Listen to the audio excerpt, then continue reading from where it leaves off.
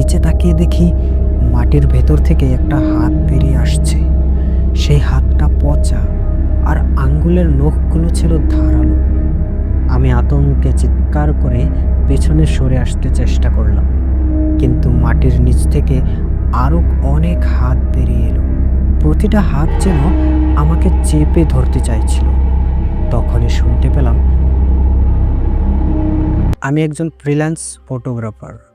নতুন জায়গা ঘুরে দেখা আর সেসবের ছবি তোলা আমার পেশা আর নেশা। গত বছরের কথা, একটা ছোট্ট শহরের পাশে থাকা একটি পুরনো বাড়ির গল্প শুনে সেখানে যাওয়ার সিদ্ধান্ত নেই। স্থানীয়রা বলে সেই বাড়িটা অভিশপ্ত। বেশ কয়েকজন বলেছে তারা রাতে ওই বাড়ির কাছে দিয়ে যাওয়ার সময় ভৌতিক ছায়া দেখেছে। আমার ঠিক বিশ্বাস হচ্ছিল না। আমি সব সময়ই ভৌতিক গল্পগুলোকে কল্পনা মনে করতাম, কিন্তু এটাও ঠিক, এসব জায়গায় ছবি তোলা বেশ আকর্ষণীয় হতে পারে। তাই এক শীতের সকালে আমি ক্যামেরা আর অন্য সরঞ্জাম গুছিয়ে সেই পুরনো বাড়ির উদ্দেশ্যে রওনা দিলাম। বাড়িটা অনেক দূরে, চারিদিকে গভীর বন, আর সেখানে পাখির ডাকও কেমন যেন অস্বাভাবিক শোনাচ্ছিল। বাড়িটার কাছে যেতেই একটা ঠান্ডা বাতাস আমাকে স্পর্শ করল। জানি না কেন, সেদিন সূর্য ডুবতেই যেন চারপাশে একটা অন্যরকম অন্ধকার নেমে এলো। দরজা ঠেলে ভেতরে ঢুকতেই বুঝতে পারলাম বাড়িটা বহু বছর ধরে পরিত্যক্ত। আসবাবপত্রগুলো ধুলোয় ঢেকে গেছে আর জানালার পর্দাগুলো ছেঁড়া। কিন্তু আমার মনোযোগ আকর্ষণ করলো একটি পুরনো পিয়ানো। সেটা দেখতে গিয়ে আবিষ্কার করলাম পিয়ানোটা একদম নতুনের মতো আছে, যেন কেউ নিয়মিত ব্যবহার করছে। সন্ধ্যা গড়ানোর সঙ্গে সঙ্গে আমি অনুভব করলাম বাড়িটার ভেতর আরও কেউ আছে। প্রথমে ভেবেছিলাম হয়তো বন্যপ্রাণী ঢুকে পড়েছে, কিন্তু শব্দগুলো মানুষকেই ইঙ্গিত করছিল। একটা হাসির শব্দ, তারপর যেন ফিস ফিস করে কেউ কিছু বলছে। এসব একে একে শুনতে পেলাম। আমি সাহস করে উপরের তলায় উঠলাম। দ্বিতীয় তলার করিডোরে পৌঁছাতেই বাতাসে কেমন একটা ভেজা মাটির গন্ধ পেলাম। করিডোরের শেষে একটা ঘরের দরজা একটু খোলা ছিল। আমি ক্যামেরাটা হাতে নিয়ে এগিয়ে গেলাম। ভেতরে ঢুকতেই হঠাৎ দরজাটা নিচের থেকেই বন্ধ হয়ে গেল। দরজাটা যে বন্ধ হলো, তখনই আমি বুঝতে পারলাম কিছু একটা ঠিক নেই। ভেতরটা হঠাৎ এতটাই ঠান্ডা হয়ে গেল যে আমার নিঃশ্বাস নিতেও কষ্ট হচ্ছিল। ঘরের এক কোণে একটা পুরনো আয়না ছিল। আয়নার সামনে দাঁড়িয়ে কিছুক্ষণ তাকিয়ে রইলাম। তখনই দেখলাম আমার পিছনে কেউ দাঁড়িয়ে আছে। আমার মাথার চুলগুলো খাড়া হয়ে গেল। দ্রুত ঘুরে তাকালাম, কিন্তু সেখানে কেউ নেই। অথচ আয়নায় স্পষ্ট দেখলাম কেউ একজন সাদা পোশাকে দাঁড়িয়েছিল। তার মুখটা ঝাপসা, যেন কুয়াশায় ঢাকা। আমি আয়নার দিকে এগিয়ে গেলাম। ঠিক তখনই অনুভব করলাম কেউ আমার কাঁধে হাত রাখলো। প্রচণ্ড ভয় পেয়ে নিজেই আমি চিৎকার করে ঘুরে তাকালাম, কিন্তু সেখানে কিচ্ছুই নেই, শুধু আমার নিজের ছায়া। ঘরের মধ্যে তখন যেন একটা চাপা গুঞ্জন শোনা যাচ্ছিল। মনে হচ্ছিল চারদিকে অস্পষ্ট কিছু কণ্ঠস্বর আমাকে ডেকে বলছে, ফিরে যাও, তুমি এখানে নিরাপদ নও। হঠাৎ করে ঘরের মাঝখানের মেঝে কাঁপতে শুরু করলো। আমি ভয়ে পিছাতে গিয়ে প্রায় পড়ে যাচ্ছিলাম। ঠিক তখন মেঝেতে একটা গভীর ফাটল দেখা গেল। সেই ফাটলের ভেতর থেকে বের হলো ঘন কালো ধোঁয়া। আমি চোখ বড় বড় করে তাকিয়ে দেখলাম ধোঁয়ার ভেতর থেকে একটা অবয়ব ক্রমশই স্পষ্ট হচ্ছে। এটা একটা মানুষের ছায়ার মতো, কিন্তু মুখে কোনো আকৃতি নেই। সেই ছায়া যেন আমার দিকে এগিয়ে আসছিল। আমি পিছাতে গিয়ে দেয়ালে ঠেকালাম। তখনই সেই ছায়া একটা ভয়ানক কণ্ঠে বলল, তুমি ভুল জায়গায় চলে এসেছো। এখান থেকে যাওয়ার কোনো মানে নেই। চলে যাও, নইলে তুমি এখানেই হারিয়ে যাবে। আমার শরীর যেন অবশ হয়ে যাচ্ছিল, পা চলছিল না, কিন্তু আমি জোর করে নিজেকে টেনে দরজার দিকে ছুটে গেলাম। দরজাটা এত শক্ত করে আটকে ছিল যে খুলতে পারছিলাম না।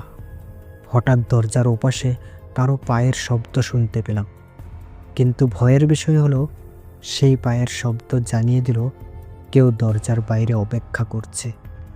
আমি কোনো মতে দরজাটা খুলতেই দেখি করিডোরটা আগের মতো নেই, পুরো জায়গাটা অন্ধকারে ঢেকে গেছে। করিডোরের দেয়াল থেকে যেন রক্ত ঝরছে, পায়ের নিচে মেঝেটা ভিজে উঠেছে, আর চারপাশে ফিসফিসানির শব্দ বেড়ে চলেছে। তখনই মনে হলো আমি আর এখান থেকে বাঁচতে পারবো না। হঠাৎ করে করিডোরের শেষে একটা দরজা দেখে আমি দৌড়াতে শুরু করলাম, কিন্তু যতই দৌড়াই দরজাটা যেন দূরে সরে যাচ্ছে। সেই মুহূর্তে মনে হলো আমি কোনো দুঃস্বপ্নে আটকে গেছি। আমি দৌড়াতে থাকলাম, কিন্তু করিডোরের সেই দরজাটা যেন আরও দূরে সরে যাচ্ছিল। ঠিক তখনই অনুভব করলাম মেঝেটা আর শক্ত নেই, পায়ের তলায় যেন কাদার মতো কিছু একটা। নিচে তাকিয়ে দেখি মেঝেটা রক্তের মতো লাল, আর সেখানে অসংখ্য হাত বেরিয়ে আসছে, আমাকে টেনে নিচে নামানোর চেষ্টা করছে। ছাড়ো, আমাকে ছাড়ো, চিৎকার করতে থাকলাম। আমি প্রাণপণে সেই হাতগুলো থেকে নিজেকে ছাড়িয়ে নিয়ে দৌড়ালাম। অবশেষে দরজাটার সামনে পৌঁছালাম, কিন্তু দরজাটা হঠাৎ করেই নিজের থেকে খুলে গেল। আমি ভেতরে ঢুকতেই দেখি ঘরটা পুরোপুরি অন্ধকার, কোনো জানালা নেই, বাতাস নেই, শুধু একটা মোমবাতি জ্বলছিল মাঝখানে রাখা কাঠের টেবিলের উপর। টেবিলের চারপাশে কয়েকটা পুরনো চেয়ারে কেউ যেন বসে আছে। আমার গলা শুকিয়ে এলো, খুব মনোযোগ দিয়ে দেখলাম। চেয়ারে বসে থাকা লোকগুলোর মুখ ছিল না, হ্যাঁ তাদের মাথা ছিল, কিন্তু মুখের জায়গায় ছিল একেবারে ফাঁকা জায়গা, যেন কেউ মুছে দিয়েছে। আমি পিছনে ফিরতে যাব, ঠিক তখনই টেবিলের উপর রাখা মোমবাতির আলো নিভে গেল। পুরো ঘরটা ঘন অন্ধকারে ঢেকে গেল, আর সেই অন্ধকারের মধ্যেই শোনা গেল ভারী নিঃশ্বাসের শব্দ। সেই নিঃশ্বাস এতটাই কাছ থেকে আসছিল, মনে হচ্ছিল কেউ আমার ঘাড়ের উপর শ্বাস ফেলছে। আমি পিছনে তাকালাম না, মাথা নিচু করে দরজার দিকে দৌড়াতে চেষ্টা করলাম, কিন্তু আমার পায়ের তলায় যেন কেউ শক্ত করে চেপে ধরেছে। তখনই এক নারীর গলা শোনা গেল, ফিস ফিস করে বলছে, তুমি তো চলে যেতে চেয়েছিলে, কিন্তু এখন কি পারবে? আমি চিৎকার করে সেই অদৃশ্য শক্তির হাত থেকে মুক্তি পেতে ছটফট করছিলাম। তখনই কোনোভাবে আমার হাতের টর্চটা চালু হলো। আলোয় দেখলাম মেঝেতে পড়ে থাকা হাতগুলো আবারও আমাকে টানার জন্য উঠছে। কোনো মতে নিজেকে ছাড়িয়ে আমি বাইরে বের হতে পারলাম। ভাবলাম এবার হয়তো মুক্তি, কিন্তু না, করিডোরটা পুরোপুরি বদলে গেছে। একের পর এক দরজা, আর প্রতিটা দরজার ফাঁক দিয়ে লালচে আলো ঠিকরে বের হচ্ছে। আমি দ্রুত একটা দরজার কাছে গিয়ে খোলা চোখে দেখতে পেলাম ভেতরে একটা বাচ্চা মেয়ে। মেয়েটা একটা ছোট্ট আয়নার দিকে তাকিয়ে দাঁড়িয়ে আছে, তার পিঠ আমার দিকে, কিন্তু আয়নায় আমি স্পষ্ট দেখতে পাচ্ছিলাম তার চোখের জায়গায় গভীর গর্ত। মেয়েটা ধীরে ধীরে ঘুরে আমার দিকে তাকালো, তার ঠোঁট মুচড়ে একটা বীভৎস হাসি ফুটে উঠল। তারপর সে ফিসফিস করে বলল, তুমি কি তাদের ডাক শুনতে পাচ্ছ না? ওরা তোমার জন্য অপেক্ষা করছে। হঠাৎ করে মেয়েটা আমার দিকে তেড়ে আসতে শুরু করলো। আমি আর দাঁড়াতে পারলাম না, দৌড়ে আরো গভীর করিডোরে ঢুকে পড়লাম। কিন্তু যত ভিতরে যাচ্ছি ততই মনে হচ্ছিল এই বাড়ি আমাকে আটকে রাখার চেষ্টা করছে। প্রতিটা দরজার ভেতর থেকে যেন কেউ আমাকে দেখছে, কেউ হাসছে, কেউ কাঁদছে, আবার কেউ চিৎকার করে কিছু একটা বলছে, যা আমি ঠিক মতো বুঝতে পারলাম না। আর তখনই বুঝলাম এই বাড়িটা শুধু একটা বাড়ি নয়, এটা যেন একটা জীবন্ত দুঃস্বপ্ন। কোনো মতে একটা সিঁড়ি খুঁজে নিচতলায় নামতে গেলাম, কিন্তু সিঁড়ির মাঝপথেই আমার পিছনে ভারী পায়ের শব্দ শোনা গেল। শব্দটা খুব দ্রুত এগিয়ে আসছিল। আমার শরীর জমে গেল ভয়ে।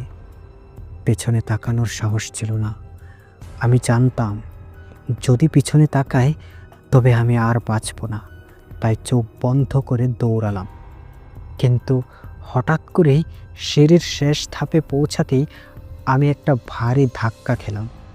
আমার মনে হলো আমি মেঝেতে পড়ে গেছি, কিন্তু সেটা মেঝে ছিল না।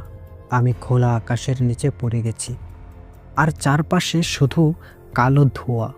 সেই ধোঁয়ার ভেতর থেকে একটা বিকট কণ্ঠ শোনা গেল, তুমি আমাদের কাছ থেকে পালাতে পারবে না। আমি সেই কালো ধোঁয়ার মধ্যে পড়ে গিয়েছিলাম। চারপাশে কিছুই দেখতে পাচ্ছিলাম না, শুধু অন্ধকার আর ভারী শ্বাসের শব্দ। আমার মনে হচ্ছিল পুরো পৃথিবী থেকে আলাদা একটা জায়গায় এসে পড়েছি। ধোঁয়ার মধ্যে থেকে হঠাৎ হালকা আলো দেখা গেল। সেই আলোর দিকে এগিয়ে গেলাম, যেন এটাই আমার একমাত্র পথ। যত এগোচ্ছিলাম ততই বুঝতে পারলাম জায়গাটা সাধারণ কোনো জায়গা নয়। মাটি ছিল নরম, যেন পচে যাওয়া কিছু একটা। হঠাৎ আমার পায়ের নিচে কিছু একটা নড়ল। নিচে তাকিয়ে দেখি মাটির ভেতর থেকে একটা হাত বেরিয়ে আসছে। সেই হাতটা পচা, আর আঙ্গুলের নখগুলো ছিল ধারালো। আমি আতঙ্কে চিৎকার করে পেছনে সরে আসতে চেষ্টা করলাম, কিন্তু মাটির নিচ থেকে আরও অনেক হাত বেরিয়ে এলো। প্রতিটা হাত যেন আমাকে চেপে ধরতে চাইছিল। তখনই শুনতে পেলাম সেই একই বিকট কণ্ঠ, তুমি পালানোর চেষ্টা করছো? এখানে কেউ পালাতে পারে না। আমি বুঝতে পারলাম এই জায়গাটা আমাকে আটকে রাখার জন্যই তৈরি। আমি কোনোভাবে সেই হাতগুলো এড়িয়ে দৌড়াতে শুরু করলাম, কিন্তু চারপাশে কিছুই পরিষ্কার দেখা যাচ্ছিল না, শুধু মেঘের মতো ধোঁয়া আর সেই ভয়ানক কণ্ঠস্বর। হঠাৎ আমার সামনে একটা বড় দরজা দেখতে পেলাম। দরজাটা ছিল কালো লোহার তৈরি, আর তার গায়ে অদ্ভুত সব চিহ্ন খোদাই করা। দরজার সামনে দাঁড়িয়ে বুঝতে পারছিলাম এই দরজা হয়তো মুক্তির পথ, কিংবা হয়তো আরও গভীর শাস্তির। আমি দরজাটা ঠেলে খুললাম। দরজা খুলতেই দেখি একটা বড় ঘর। ঘরটা পুরোপুরি নীরব। মেঝেতে বড় একটা বৃত্ত আঁকা, আর সেই বৃত্তের মাঝে একটা পুরনো কফিন রাখা। কফিনের চারপাশে কালো মোমবাতি জ্বলছিল। আমি ভয়ে জমে গিয়েছিলাম, কিন্তু কৌতূহল আমাকে থামতে দিল না। আমি কফিনের কাছে গেলাম, হালকা ঝুঁকে কফিনটার ঢাকনার দিকে তাকালাম। তখনই ঢাকনাটা নিচে থেকেই খোলা শুরু করলো। ভেতরে যা দেখলাম তাতে আমার শরীর যেন পাথরের মতো ভারী হয়ে গেল। কফিনের ভেতরে আমি নিজেকেই শুয়ে থাকতে দেখলাম। হ্যাঁ, সেটা আমারই মৃতদেহ। আমার মুখটা একদম সাদা, চোখ দুটো অন্ধকারে ডুবে গেছে। কিন্তু সবচেয়ে ভয়ঙ্কর ব্যাপার ছিল সেই মৃতদেহের ঠোঁট একসময় কেঁপে উঠল। আমার নিজের মৃতদেহটা কথা বলতে শুরু করলো। বলল, তুমি এখানে কেন এসেছো? তুমি কি জানো না এখানে যারা আসে তারা আর কখনো ফিরে যেতে পারে না?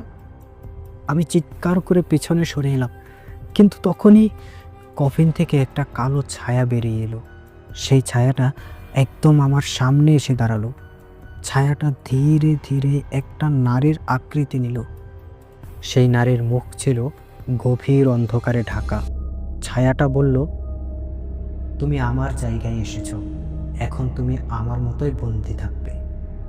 আমি পিছনে সরে আসতে আসতে দরজার দিকে দৌড় দিলাম, কিন্তু দরজাটা হঠাৎই বন্ধ হয়ে গেল।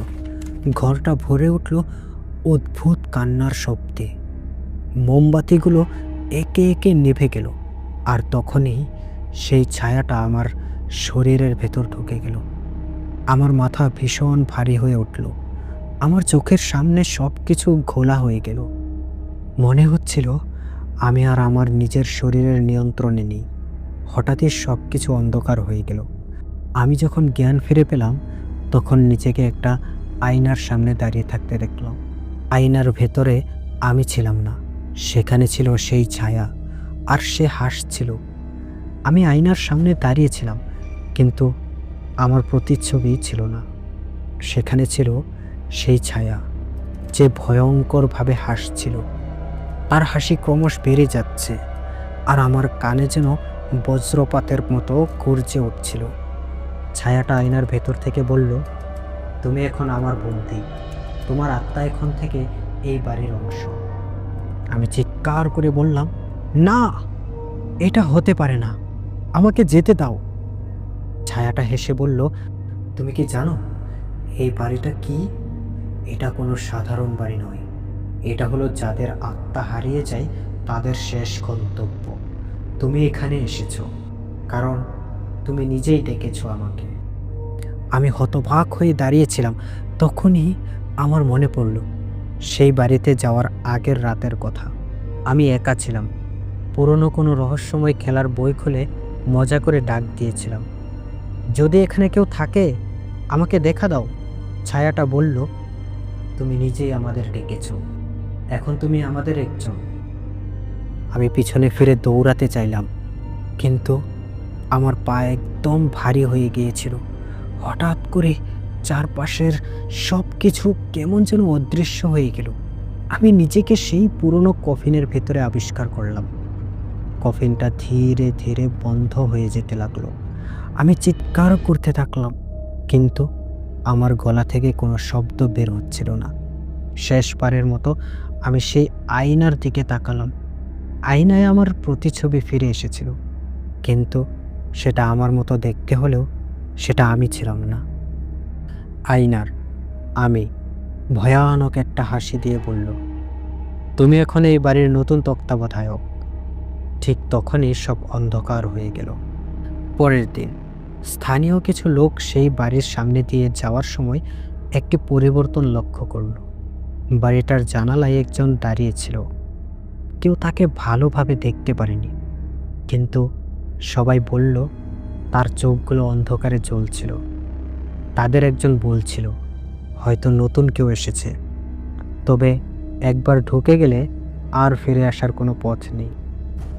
গল্পটি এখানেই রহস্যময় ও ভয়ঙ্করভাবে শেষ করা হলো। যদি আপনাদের এই গল্পটি ভালো লাগে তাহলে অবশ্যই একটি লাইক করে শেয়ার করে দেবেন, আর কমেন্টে জানাবেন আপনার মূল্যবান মতামত। আর এরকম রহস্যময় ও ভয়ঙ্কর গল্প পেতে আমাদের চ্যানেলটি সাবস্ক্রাইব করে রাখুন। ধন্যবাদ সবাইকে।